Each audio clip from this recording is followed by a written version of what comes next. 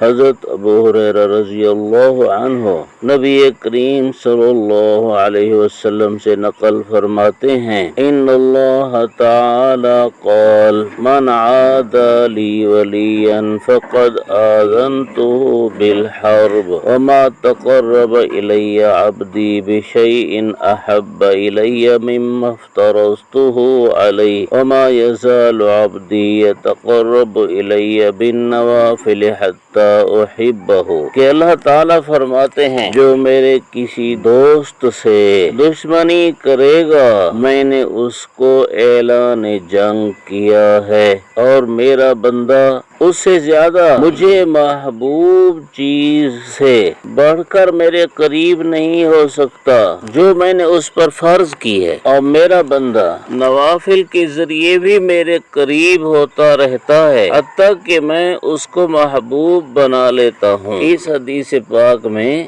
یہ حدیث قدسی ہے، یعنی اللہ تعالیٰ کا ارشاد ہے۔ اللہ تعالیٰ نے ارشاد فرمایا میرے ولی سے جو دشمنی کرے گا میں نے اس سے اعلان جنگ کیا ہے۔ ولی کا معنی ہوتا ہے دوست، اور قرآن مجید میں ہے الذین آمنوا وکانوا یتقون، ایمان اور تقوی والے اللہ تعالیٰ کے دوست ہیں، اللہ کے ولی ہیں۔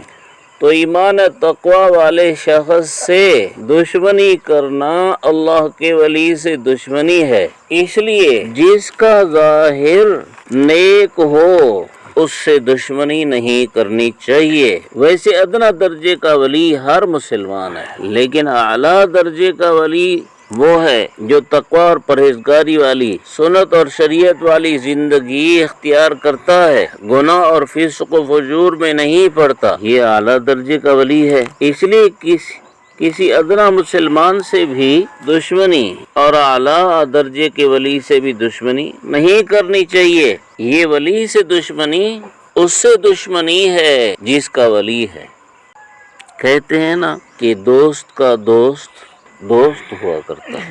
جب اللہ ہمارا دوست ہے تو جو اللہ کا دوست ہے وہ ہمارا دوست ہو، اور دوست کا دوست دشمن نہیں ہوا کرتا، اس لیے اللہ کے ولی سے دشمنی نہیں ہونی چاہیے۔ مومن کا مقام تو ویسے بھی اللہ کے ہاں بہت زیادہ ہے۔ پھر مومنین میں اونچے درجے کے اس فضیلت کے مستحق مومنین کون سے ہیں؟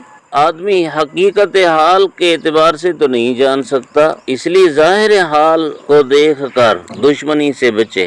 حضرت تھانوی رحمہ اللہ فرماتے ہیں کہ کئی لوگ کہتے ہیں ولی را ولی می شناست، ولی کو ولی پہچانتا ہے، عام آدمی نہیں پہچان سکتا، لیکن فرماتے ہیں کہ یہ بھی درست نہیں، ولی را نبی می شناست، ولی کو نبی پہچانتا ہے، ولی کو ولی بھی نہیں پہچانتا۔ تو اللہ کے ولی چھپے ہوئے ہوتے ہیں، عام آدمیوں کی شکل و صورت میں ہوتے ہیں، کسی کو کیا معلوم کون اللہ کا ولی ہے؟ اس لیے جس کا ظاہر حال اچھا ہو اسے دشمنی نہیں کرنی چاہیے۔ حضرت مولانا حکیم اختر صاحب رحمہ اللہ فرماتے ہیں کہ اگر کوئی شخص شیرنی کو پتھر مارے تو شیرنی برداشت کرتی ہے، لیکن شیرنی کے بچے کو پتھر مارے تو پھر شیرنی چیر پھاڑ کے رکھ دے گی، وہ برداشت نہیں کرتی۔ اللہ تعالیٰ اپنے ساتھ دشمنی کرنے والوں کی دشمنی کو برداشت فرما لیتے ہیں، اپنی گستاخی اور بے ادبی اور انکار تک کو برداشت فرما لیتے ہیں، لیکن اپنے ولیوں کے ساتھ دشمنی کو اللہ برداشت نہیں فرماتے۔ پھر یہاں پر ایک بات علماء نے یہ لکھی ہے کہ مراد خاص طور پر یہ ہے کہ ولی سے اس کے ولی ہونے کی وجہ سے، نیک آدمی سے اس کے نیک ہونے کی وجہ سے، دیندار آدمی سے اس کی دینداری کی وجہ سے دشمنی ہو، وہ اس حدیث پاک کا مصداق بنتی ہے۔ اگرچہ یہ علماء نے یہ توجیہ کی ہے، لیکن ذاتی معاملات مثلا زمین کا جھگڑا ہے یا اسی طرح کا کوئی اور معاملہ، ذاتی معاملات میں بھی اگر کسی ولی سے مخالفت آ جائے تو وہاں بھی دل میں محبت رکھنی چاہیے۔ صرف ظاہری طور پر اپنا حق حاصل کرنے کے لیے آدمی اس کے ساتھ جھگڑ سکتا ہے، لیکن دل میں دشمنی نہ لائے۔